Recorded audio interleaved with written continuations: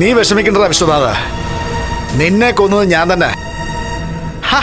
അതിനെന്താ സംശയം? നീ അപ്പ തന്നെ മരിച്ചു. നിന്റെ മോൻ മരിക്കുന്നതിനേക്കാൾ നഷ്ടങ്ങളാ ഉണ്ടായത്. അതെനിക്ക് അറിയാവുന്ന കാര്യങ്ങളല്ലേടാ. നീ വിഷമിക്കണ്ടടാ. ഞാനേ അത്തരം കാര്യങ്ങളൊക്കെ ഞാൻ ഉറപ്പായിട്ട് നിന്റെ മോനോട് പറഞ്ഞിരിക്കും, കേട്ടോ? അതെനിക്ക് അറിഞ്ഞൂടെ? അവൻ നമ്മുടെ പയ്യനല്ലേ.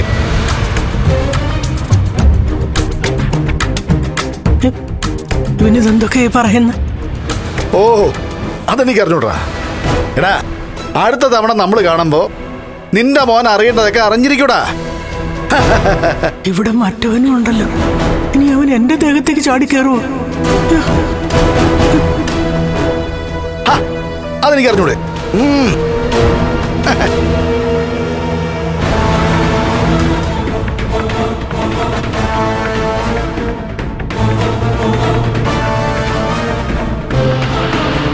ഓ, കൊള്ളാം വിശ്വ. അപ്പൊ നിനക്ക് കൂട്ടുണ്ടല്ലേ? അവളുടെ സുന്ദരിയാണല്ലോ. അല്ല, നീ ഒരു വൃത്തികെട്ടവനല്ലെന്ന് എനിക്കറിയാം. അതുകൊണ്ട് മറ്റു വഴിയിലൊന്നും ഞാൻ ചിന്തിക്കേണ്ട കാര്യമില്ല. അല്ലെങ്കിൽ തന്നെ നീ ആത്മാവല്ലടാ. മരിച്ചുപോയവന്റെ കൂടെ വേറെ ആത്മാക്കളെ ഇവൻ കണ്ടെന്നാ എനിക്ക് തോന്നുന്നത്. എന്റെ ദൈവമേ. അപ്പോഴേ എല്ലാം പറഞ്ഞ പോലെ നാളെ നീ വരുമ്പോ ഇനി നിനക്കൊരു ചോദ്യം ചോദിക്കേണ്ടി വരില്ല. ആ ഉറപ്പ് ഞാൻ തരാം. എല്ലാം ഓക്കെ ആയിരിക്കും. ഓക്കെ, അപ്പോ ഗുഡ് നൈറ്റ്. Good night.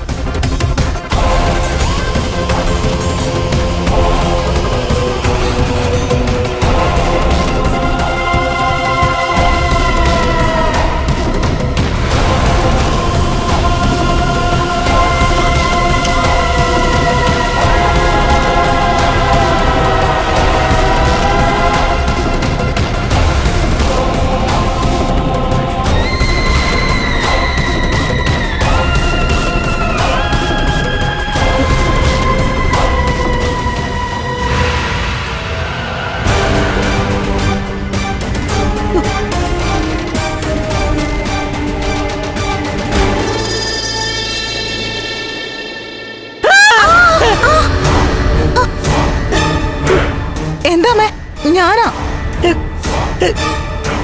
കൊച്ചായിരുന്നോ? തോളി പിടിക്കുമ്പോ ഒന്നും മയത്തി പിടിക്കണ്ടേ കൊച്ചെ? പേടിച്ചു പോയല്ലോ. മോനും അമ്മയ്ക്കും കുഴപ്പമാണെന്നാ തോന്നുന്നേ. എന്താ എന്താ എന്താ പറഞ്ഞേ? ഞാനൊന്നും പറഞ്ഞില്ല. അതെ, പറഞ്ഞത് എന്താന്ന് ഞാൻ കേട്ടോ. എനിക്കെന്റെ മോനെ പോലെ ബാധയൊന്നും കൂടിയിട്ടില്ല. ഈ ആശുപത്രിയിലെ ചില മുറികളൊന്നും ശരിയല്ല. ഇവിടെ കുഴപ്പമൊന്നുമില്ലല്ലോ. എങ്ങനെ കുഴപ്പമുണ്ടാകാതിരിക്കും? ആശുപത്രിയല്ലേ. ദുർമരണങ്ങൾ ഒരുപാട് സംഭവിച്ചു കാണുമല്ലോ. അവരുടെ പ്രേതങ്ങള് പല മുറികളിലും കാണും. എന്തിനാ എന്നെ ഇങ്ങനെ നോക്കുന്നേ? ഒന്നുമില്ല.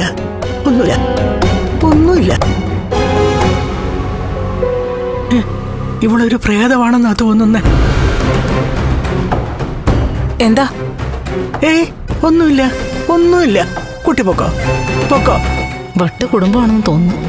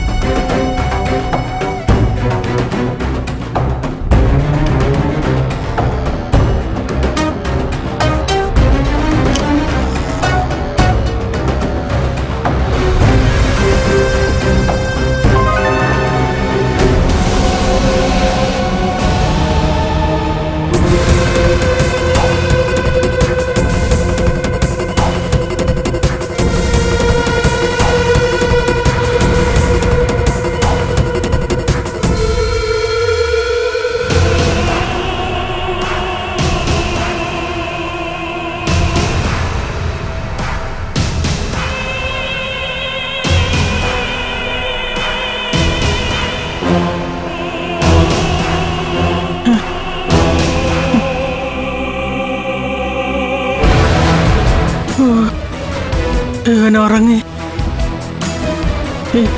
ഈ മുറിക്കകത്ത് ഞാൻ ഇനി കിടക്കുന്നത് ഒട്ടും സുരക്ഷിതമല്ല. എന്നാ കൂട്ടുകിടക്കാതിരിക്കാനും പറ്റില്ലല്ലോ. ഞാൻ ഇനി രാത്രി എങ്ങോട്ടിറങ്ങി ഓടുമെന്ന് ദൈവത്തിന് മാത്രമേ പറയാൻ പറ്റൂ.